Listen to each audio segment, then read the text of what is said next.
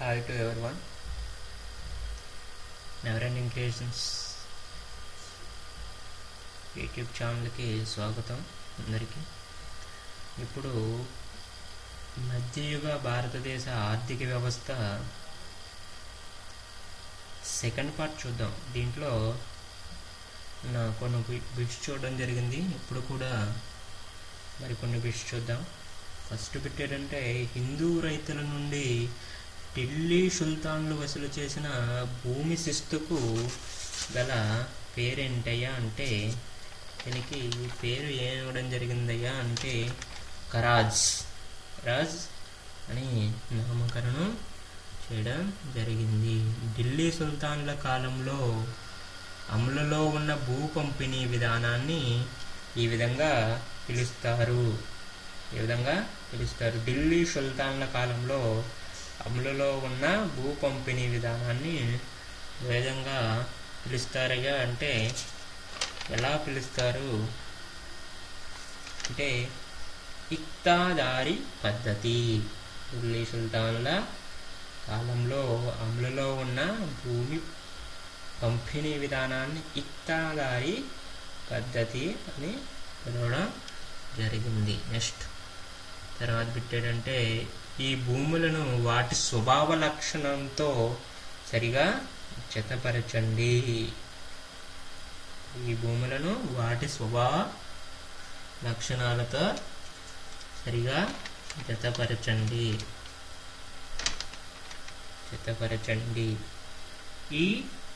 ఈనం అంటే ఏంటంటే దానంగా ఇచ్చిన భూమి. ఈనాం అంటే దానంగా ఇచ్చిన భూమి. తర్వాత ఇద్రరత్ అంటే ఏంటయ్యా భరణంగా ఇవ్వబడిన భూమి. తర్వాత వాక్ అంటే విశిష్ట సేవలకిచ్చే భూమి అని ఇలా వర్ణించడం జరిగింది. నెక్స్ట్ బిట్ చూద్దాం. బరౌని రచనల ప్రకారం ఉత్తర భారతదేశంలో నీటి కాలువలు నిర్మించి వ్యవసాయదారులకు నీటిని కల్పించిన సుల్తాన్ పేరు ఏమిటయ్యా అంటే,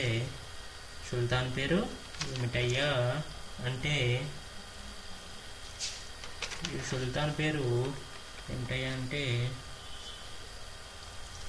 ముందుగా ఆప్షన్ ఈజుద్దీన్ తుగ్లక్గా ఇవ్వడం జరిగింది.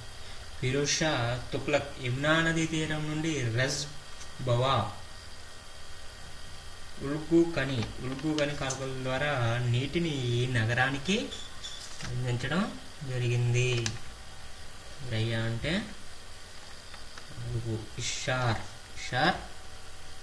ద్వారా ఇవ్వడం జరిగింది. నెక్స్ట్ పిక్ చూద్దాం. ఇక్కడ చిన్న మిస్టేక్, సరిగ్గా ప్రింటింగ్ పడలేదు. చక్రం ద్వారా అండాకారంలో నీటిని తోడే వలయానికి గల పేరు ఏంటంటే అంటే చక్రం బాగలేదు. అంటే చక్రం ద్వారా అండాకారంలో నీటిని తోడే వలయానికి గల పేరేంటయ్యా అంటే అరకట్టం. ఇక్కడ ప్రింటింగ్ సరిగ్గా పడలేదు, సరిగ్గా గమనించాలి.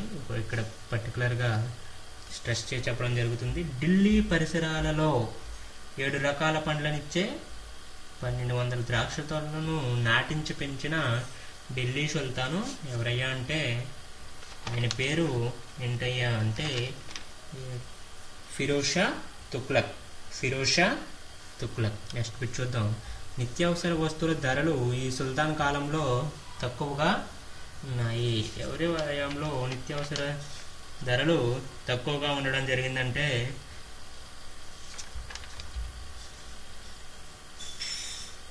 ఫిరోజ్ షా తుగ్లక్. ఈయన కాలంలో కూడా తక్కువగా ఉండడం జరిగింది. ఢిల్లీ సుల్తాన్ల ఆధీనంలో నేరుగా సాగు చేయబడే పంట భూములకు గల పేరు. ఢిల్లీ సుల్తాన్ల ఆధీనంలో నేరుగా సాగు చేయబడే పంటల భూములకు గల పేర్లు ఏంటయ్యా అంటే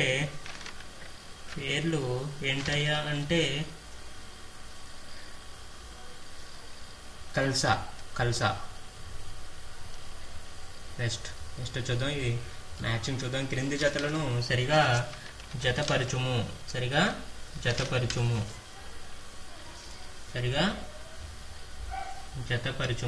ఏంటయ్యా అంటే ఖరాజ్ అంటే ఏంటయ్యా అంటే హిందూ భూస్వాములపై విధించే పన్ను.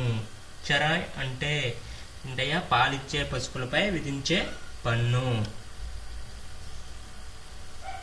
ఉష్ర్ అంటే ఏంటయ్యా ముస్లింల అధీనంలో గల భూ వనరులపై విధించే పన్ను. కరాయ్ అంటే ఏంటయ్యా అంటే ఇంటి పన్ను. రాయ్ అంటే ఏంటయ్యా అంటే ఇంటి పన్ను. దివాన్-ఈ కుహి అనే వ్యవసాయ శాఖను స్థాపించింది ఎవరయ్యా అంటే మహమ్మద్ బిన్ తుగ్లక్. ఈయన స్థాపించడం జరిగింది. ఖురాన్ అనుమతించిన ఖరాజ్, జిజియా, జకత్, కుమ్స్ పనులు మినహా మిగిలిన పనులన్నింటినీ రద్దు చేసిన సుల్తాన్ ఎవరు? ఫిరోజ్ షా తుగ్లక్. ఈయన చాలా మంచి పనులు చేయడం జరిగింది. రాజకిరీటంలో ప్రతిరత్నం పేద రైతు కంటి నుండి రాలిన రక్తపు బిందువేనని పలికింది ఎవరయ్యా అంటే అమీర్ ఖుష్రు.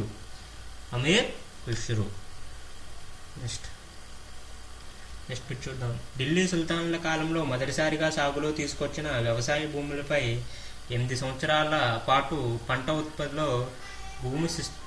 ఉత్పత్తులు శిస్తుగా వసూలు చేసే భాగం 1/8వ వంతు. ఇక్కడ కొంచెం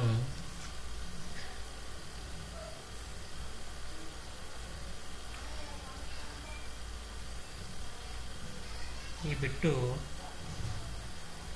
గైర్-ఈ-రతిబీ ఖజానాలలో తయారయ్యే వస్తువులు ఏటయ్యా అంటే ఎవరు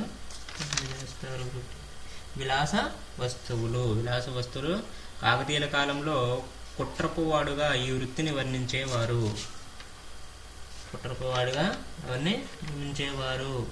2 దర్జీని వాడుగా భావించడం జరిగింది. మత్తు పానీయాల పరిశ్రమను రద్దు చేసిన ఢిల్లీ సుల్తాను ఎవరు?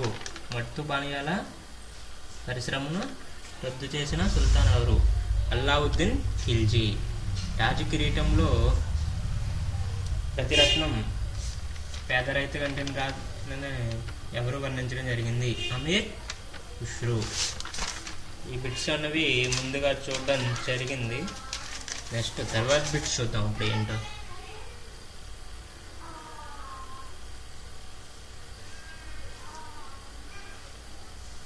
కస్తూరి వృషభనాభితో తయారైన సుగంధ పరిణామాలకు ప్రసిద్ధి చెందిన ప్రాంతం ఏదయ్యా అంటే అస్సాం. ఢిల్లీ సుల్తాన్ల కాలంలో అత్యంత మన్నిగైన కాగితం తయారీకి ప్రసిద్ధి చెందిన ప్రాంతం ఏదయ్యా అంటే కాశ్మీర్.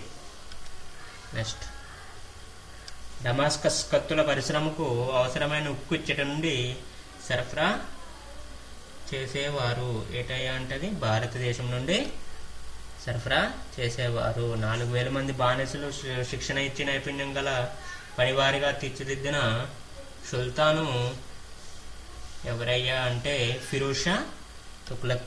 ఢిల్లీ సుల్తాన్ల కాలంలో కష్బులుగా పిలువబడింది ఎవరు? చిన్న పట్టణాలు. వెండి టంకా నాణాలు ప్రవేశపెట్టిన ఢిల్లీ సుల్తాను ఎవరు? వెండి టంకా నాణాలు ప్రవేశపెట్టిన ఢిల్లీ సుల్తాను ఎవరు? ఇల్టుట్మిష్ అనేవాళ్ళు బహుళ అనే నాణ్యాన్ని టంకాలో 5 వంతును ప్రవేశపెట్టింది ఎవరు? బహ్లాల్ లోడి. బహ్లాల్ లోడి. బాకీ చెల్లించవలసిన వ్యక్తి చుట్టూ వృత్తం గీసి బాకీ చెల్లించిన తర్వాతే విడిచిపెట్టే ఆచారం ఉన్నట్లు తెలియజేసిన రచయిత ఎవరు? Marco pole. మార్కో పోల్ అనే వాళ్ళు రచించడం జరిగింది. సుల్తాన్ల యుగంలో భారతదేశంలో బ్రాహ్మణుల నుండి రుణాలపై వసూలు చేసే వడ్డీ శాతం ఎంత? 24%. ప్రజలు అవసరమైన రుణాలు ఇచ్చే సంస్థల పేరు ఏంటి? అవసరమైన రుణాలు ఇచ్చే సంస్థ పేరు ఏంటి? కోటి. బిద్రీ చేతివృత్తులకు ప్రసిద్ధి చెందిన ప్రాంతం ఏది? బీదర్.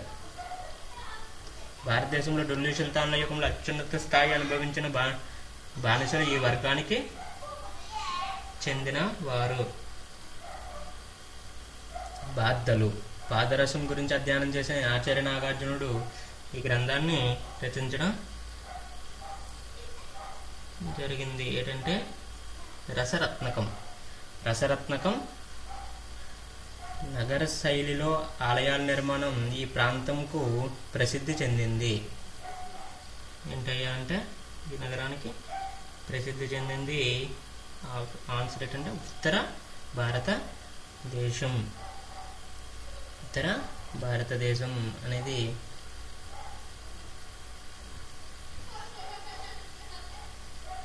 ఈ క్రింది వానిలో ఏకరాతి ఆలయాలు ఉన్న ఆలయం చూద్దాం. ఈ క్రింది వానిలో ఏకరాతి ఆలయాలు ఎక్కడెక్కడ ఉన్నాయంటే కైలాసనాథ ఆలయం, ఎల్లోరా. మహాబలిపురం ఆలయం. కైలాసనాథ ఆలయం ఎల్లోరాలో, మహాబలిపురం ఆలయంలో ఈ రెండు ఉండడం జరిగింది. ఈ విధంగా ఇప్పటి వరకు మధ్యయుగ భారతదేశానికి సంబంధించిన పార్ట్ 2 వీడియోని చూడడం జరిగింది. తర్వాత కూడా కొన్ని బిట్స్తో ఇదే టాపిక్ అంటే మధ్యయుగ భారతదేశ ఆర్థిక వ్యవస్థ సంబంధించిన విషయాలు కూడా చెప్పడం ఇంకొక